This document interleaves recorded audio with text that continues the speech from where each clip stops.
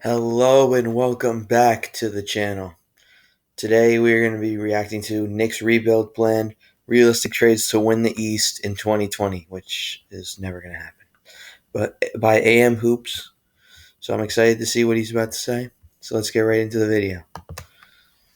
The Knicks are set up to win a championship in the next 2 to 3 years. No, seriously. I know it sounds crazy, but here's what I mean. They're one of the few teams that can fall. Oh, ad already.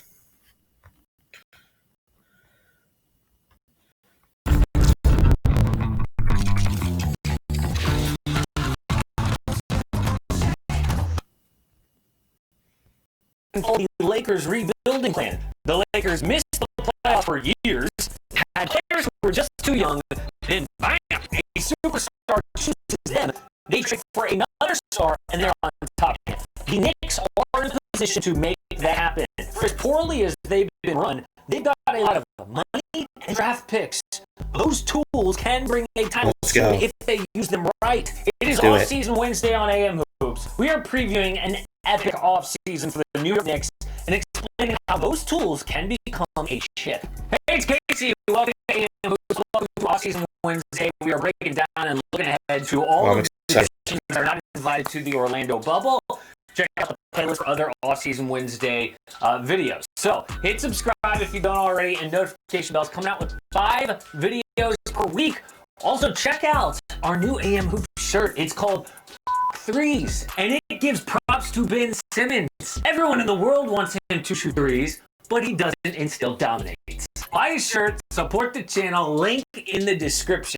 All right, now to the Knicks. And every offseason Wednesday starts with the basics. Their draft pick, a 9% chance at #1 overall, but most likely it'll be pick 6. They also have the Clippers first-round pick. Cap space, as much as $57 million. They have a ton. Their needs: shooting, playmaking, veteran leadership, perimeter defense, and coaching. Everything. Relevant free agents, like basically half the team. So the Knicks hired an ex-agent to run their front office before their season ended. Leon Rose hopes to be like other ex-agents who have made the transition.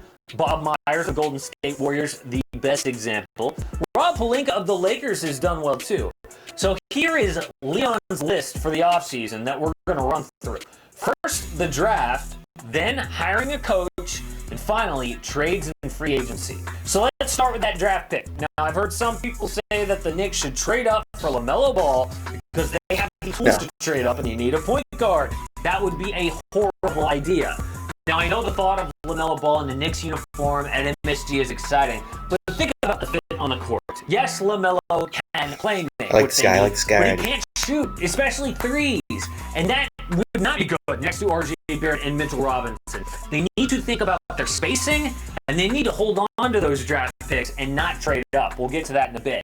So instead, they'll probably pick around #6, and I think they should go for Obi Toppin. He is not a guard with a need, but he does provide that excitement that the fan base would love, and he can shoot.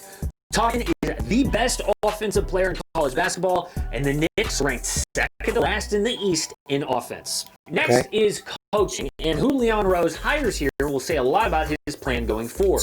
There are 11 candidates for this job right now. There's development coaches like Kenny Atkinson, Mark Jackson, Chris Fleming, and guys like Tom Thibodeau, the front runner, or Jason Kidd, who are more veteran coaches. Now, I am on the record as saying they should hire Tibbs, but I've changed my mind.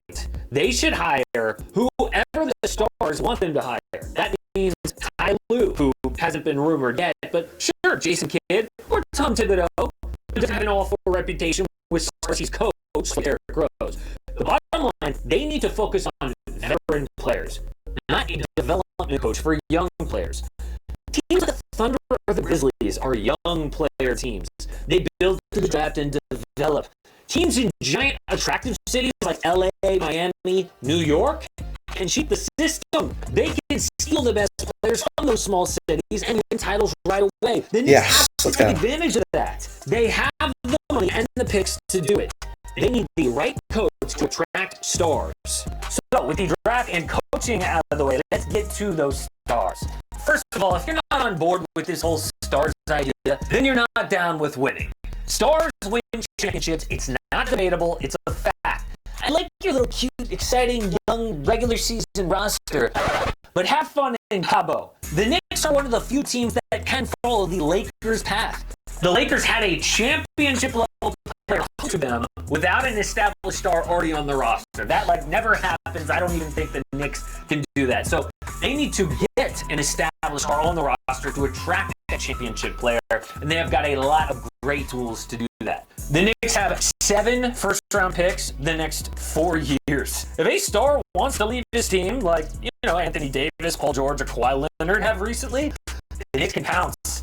They have enough cap space for any max player this offseason or next to create a star duo.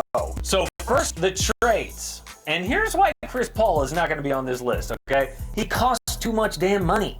If CP3 was on the Knicks, that could easily take them out of the Giannis free agency in 2021. Kawhi is up that year, Paul George and others. They cannot risk that, even though Chris Paul would be a perfect fit on the court. He is not a perfect fit financially. Instead, no one on our list is even in the top 18 of highest paid in 2021. So let's rank these trades from worst to best. Number 5, Drew Holiday to the Knicks for Taj Gibson, Julius Randle, and 3 first-round picks. Drew is on an expiring deal, assuming he turns down his player option in 2022, so he's only worth 3 first-round picks. This is the exact reason the Knicks compiled so many first-rounders. They can afford to give up 3 firsts, 2 potentially high picks, and not hurt too much. The Pelicans do this because, let's be honest, Drew did not rise to the occasion this year as the team MVP, and Zion has emerged. Drew solves the Knicks' point guard issues while being just good enough to attract another star. Trade number 4, Victor Oladipo to the Knicks for Julius Randle's expiring contract, 2 first-round picks, and 1 really high second-round pick. The Pacers might have to do this deal to balance their salary cap, and Oladipo's health, recently not going to the Orlando bubble, might convince him to deal. Yeah, he would be a risk for the Knicks, but it's also why he's so cheap. Stars go for way more than 2 first-round picks. Anthony Davis cost 3 first-rounders. Paul George was traded for 5. Oladipo for 2 first-round picks is a gamble worth taking for the Knicks. If Anthony Davis costs 3, then why is Drew Holiday cost 3? Shooting, playmaking, and leadership.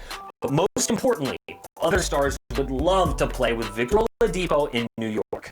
Trade number 3, Devin Booker to the Knicks for Julius Randle, R.J. Barrett, and 6 first-round picks. The Suns would never give up Devin Booker under control for 4 more seasons at 23 years old. Calm yourself. Unless you blow him away. Devin Booker's name has been in headlines linked to the Knicks recently, and people have laughed at it. This is an actual response from a Western Conference executive. Don't you dare. No, that's why the Knicks would need a Godfather offer. I'm going to make him an offer he can't refuse. R.J. Barrett and 6 first-round picks is an offer he can't refuse. The reason he's only number 3 on this list, though, is I'm not sure he's enough to lure the biggest names to New York. Booker doesn't have any playoff experience, but our next 2 guys do.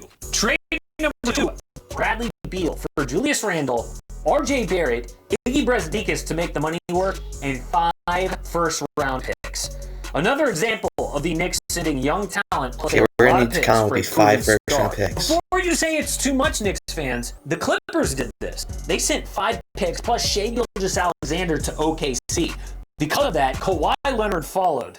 The Knicks should absolutely pull the trigger on this trade if the Thunder won that trade so easily. Motivated, Beal is an all-star and durable. In 2018, he played all 82 games as an all-star, and he would be a great fit in New York. In trade number 1, Damian Lillard to the Knicks for Julius Randle, R.J. Barrett, and 5 first-round picks. The Knicks give up their most promising young player, but this is what it takes. With Damian Lillard locked in for 5 more seasons, another star in 2021 could join. Free agents that summer are LeBron James, Kawhi Leonard, Paul George, and Giannis Antetokounmpo. The Blazers get Barrett to build with a haul of picks. The price here is a little less steep than for Devin Booker because Dame is a little bit older and he makes a lot more money. So those trades are how the Knicks use one of their 2 big tools, draft picks, to build a team that a star might want to come to. But their other big tool is cap space. So here are 3 free agent signings they could make this offseason. Number 3 is Mike Conley. Conley would have to opt out of his $34 million deal in Utah. but he would if the Knicks offer him one last decent deal. They can negotiate a longer deal for less average money and still get play for 2021 free agents like Giannis. With Conley, they get a veteran leader and playmaker with playoff experience. His shooting has dipped this year, but secretly he would love a change of scenery. Free agent number 2, Bogdan Bogdanović. Okay. Here's one of the most wanted free agents on the market. That means there might be a bidding war, and that might take the Knicks out of this. But he is a shooter and a playmaker at times. If Bogdanović is willing to move to point guard, his shooting would definitely complement RJ Barrett. Now, Bogey's never played point guard as a pro, so he's not our number 1 free agent. Plus, like I said, he could get expensive. But free agent number 1 for the Knicks, Fred VanVleet. Yes. There is not another player better suited on the free agent market right now for the Knicks. VanVleet is a two-way player and a proven winner. He would start at point guard and provide good shooting and playing. I love it. He literally fills every single need for the Knicks. The trick would be paying him maybe a little less than market value to preserve that 2021 cap space. And of course, the final move here to make Leon Rose king in New York is to attract that championship level player. Is it Kawhi Leonard? Is it Giannis Antetokounmpo? I don't know, but it will be no one unless they use this offseason to a one-star winning franchise that just needs that finishing touch. Support AM Hoops and click subscribe. I don't like this guy. Don't miss a daily NBA Not video. like that. I don't want to get. I think we need to keep the young core in the picks instead of trading them. But I don't really like that at all. But I hope you guys enjoyed the video. Comment down below your suggestions of videos I should watch next. And peace.